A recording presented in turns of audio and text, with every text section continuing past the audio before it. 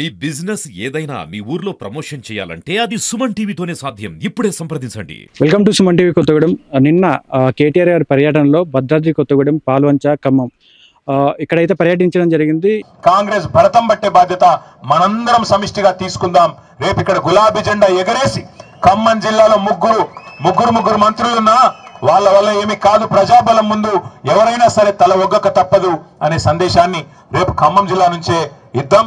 ఇక్కడ press meet లో అయితే కేటీఆర్ గారు కాంగ్రెస్ ను దృష్టిలో పెట్టుకొని సీఎం రేవంత్ రెడ్డి గారిని వాళ్ళ కాంగ్రెస్ శ్రేణులకు అయితే గట్టి ధీటుగా అయితే సమాధానం చెప్పారు. దీనికోసం వాళ్ళు డబ్బులు బాగా ఉండొచ్చు, వాళ్ళకి డబ్బులు పంచి గెలుస్తామనే అభిప్రాయం ఉండొచ్చు.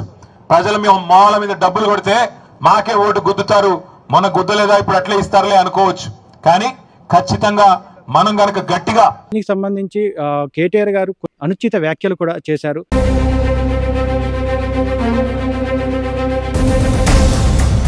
కేటీఆర్ గారు చేసిన వ్యాఖ్యలు ఏదైతే ఉన్నాయో వాటిని దృష్టిలో పెట్టుకొని గ్రంథాలయ చైర్మన్ గారు వీరబాబు గారు అయితే దీనికి గట్టిగా స్పందించారు. సార్ నమస్తే. సార్ నమస్తే అండి. ఫస్ట్ మీకు కంగ్రాచులేషన్స్. Thank you sir. గ్రంథాలయ చైర్మన్గా అపాయింట్ అయినందుకు కంగ్రాచులేషన్స్. అయితే నిన్న భద్రాద్రి కొత్తగూడెం, ఖమ్మం, పాల్వంచ, భద్రాద్రి కొత్తగూడెం పర్యటన ఏదైతే జరిగిందో కేటీఆర్ గారు ఒక సీఎం పదవిలో ఉన్న రేవంత్ రెడ్డి గారిని అనుచిత వ్యాఖ్యలు అయితే చేశారు. దీనికి మీ స్పందన ఏంటి సార్? కేటీఆర్ అనేటోడిని ఈ రాష్ట్ర ప్రజలు ఎప్పుడూ మర్చిపోయారు. ఈ మర్చిపోయినాక ఏమైందంటే ఆయనకి మతి భ్రమించి ఆయన ఇష్టం వచ్చినట్టు అనుచిత వ్యాఖ్యలు చేస్తున్నారు. మేము కూడా అనొచ్చు, కేటీఆర్ సన్నాసి, నువ్వు చాలామంది జీవితాలను నాశనం చేసినావు, ఫోన్ ట్యాపింగ్ చేసినావు, అలాగే మీ నాన్నగారిని కూడా ఓడగొట్టి ఫామ్ హౌస్లో కూర్చోబెట్టినావు, ఇవన్నీ కూడా మేము కూడా అనొచ్చు. కానీ మా రేవంత్ రెడ్డి గారు ఆ సంస్కారం మాకు నేర్పలేదు. ఇప్పటికైనా ఒకటే చెప్తున్నాం, కేటీఆర్ నువ్వు ఒళ్ళు దగ్గర పెట్టుకొని మాట్లాడు.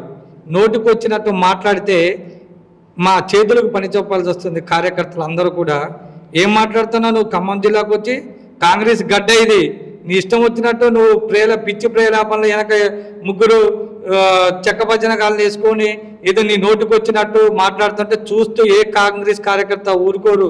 మా రేవంత్ రెడ్డి గారు ఓపికతో సమాధానం చెప్తున్నారు. మమ్మల్ని కార్యకర్తలందరినీ కూడా సమయం పాటించండి అని హుకుం జారీ చేశారు. కాబట్టి నువ్వు జిల్లాలలో తిరిగి ఇష్టం వచ్చినట్టు మాట్లాడిపోతున్నావు. ఇప్పటికైనా నీ వైఖరి మార్చుకోకపోతే కాంగ్రెస్ కార్యకర్తలు అందరం కూడా నీ మీద తిరగబడాల్సి వస్తుంది. మీ ఇంట్లో ఫస్ట్ చక్కదిద్దుకో. నువ్వు అసలు ఏంటి, నీ దుకాణం ఏంది, నీ ఢిల్లీలో దుకాణం ఏంది, నీ అమెరికాలో దుకాణం ఏంది అని మీ చెల్లి గారిని అడిగితే తెలుస్తుంది. నీకు లైవ్ డిక్టేటర్లు కూడా అవసరం లే, నీ స్థాయికి రేవంత్ను కూడా అవసరం లే, మాలాంటి సామాన్య కాంగ్రెస్ కార్యకర్తలు చాలు.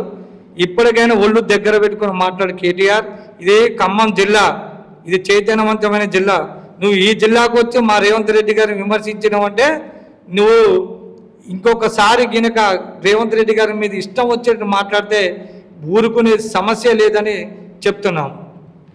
అదేవిధంగా లైవ్ డిటెక్టర్ ఏదైతే ఉందో దానికి సవాల్ విసురుతున్నారు. దీనికి ఏమంటారు సార్? ఇక ఆయనకి లైవ్ డిటెక్టర్ అంటే ఇక తెలంగాణ ప్రజలందరికీ తెలుసు, మళ్ళీ ఖర్చు దండగా. కాబట్టి వాళ్ళ చెల్లి గారిని అడిగితే ఆ పుణ్యకాలం కాదు ఏదో కూడా ఆ మేడం గారికి చెప్తారు. కాబట్టి ఈయనకి లైవ్ డిటెక్టర్లు ఇంకేదో డిటెక్టర్లు అవసరం లేదు. ఈయనకి జనాలందరూ కూడా తెలుసు. నువ్వు ఓకే అంటే నీ స్థాయికి సీఎం గారు రారు, మేము వస్తాం. నువ్వు ఎప్పుడు టైం చర్చ డేటు చెప్తే మేమందరం కాంగ్రెస్ కార్యకర్తలు, మా ఎమ్మెల్యేలు, మినిస్టర్లు వస్తాం. నీ స్థాయికి మేమే ఎక్కువ, మళ్ళా సీఎం గారు రారు. ఎందుకంటే సీఎం గారు కష్టపడి జనాలలో నుంచి జెడ్పీటీసీ నుంచి సీఎం స్థాయికి వచ్చిండు. నీ లేక తండ్రి పేరు చెప్పుకొని వచ్చినోడు కాదు, ప్రజల నుంచి వచ్చిన వ్యక్తి మా సీఎం రేవంత్ రెడ్డి గారు. సీఎం రేవంత్ రెడ్డి గారు అంటే ఒక పదవిలో ఉన్నారు, ఆయన అన్నారా అని మాటలు అయితే అన్నారు. దీనికి కాంగ్రెస్ శ్రేణులు ఎవరైతే ఉన్నారో అట్లనే కాంగ్రెస్ కార్యకర్తలు వీరు ఏమంటున్నారు సార్? ఒకటి సార్, ఇందులో ఏం లేదు. కేటీఆర్ అనేటోడికి కష్టం విలువ తెలియదు, ప్రజల నుంచి వచ్చిన వ్యక్తి కాదు. వాళ్ళ తండ్రి గారి అధికారాన్ని అడ్డుపెట్టుకొని ఎమ్మెల్యే, మినిస్టర్ అయ్యి ఒక అరాచక శక్తి లెక్క తయారై తెలంగాణను మొత్తం నాశనం చేసిండు.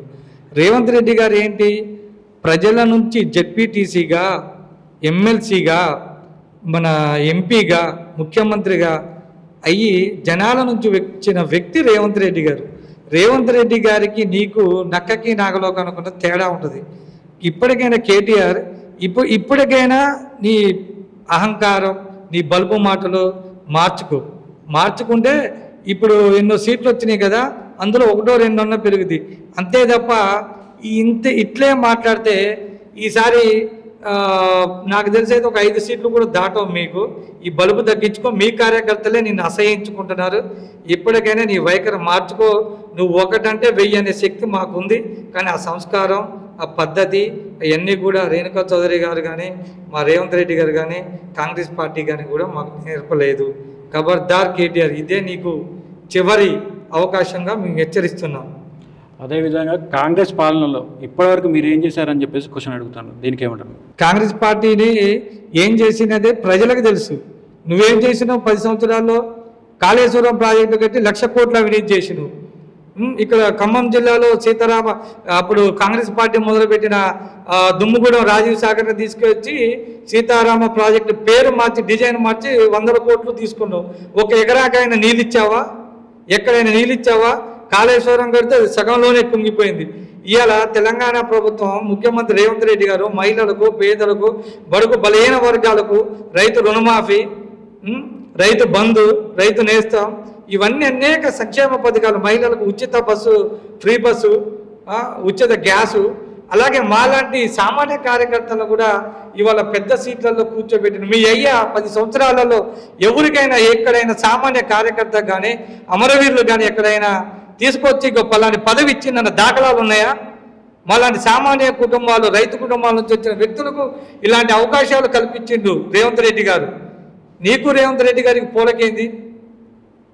నిన్న జరిగిన ప్రెస్ మీట్ ఏదైతే ఉందో దానికి కొన్ని సవాళ్ళే విసురుతున్నారు. అంటే మీడియా ముందు, లైవ్ టెలికాస్ట్ ముందు నేను మీడియా ముందుకు వస్తాను, ఈ తీర్పు ఏదో ప్రజలే ఇస్తారు మనకి, మీరు రెడీగా ఉన్నారని చెప్పేసి సవాల్ విసురుతున్నారు. దీనికి ఏమంటారు మీరు?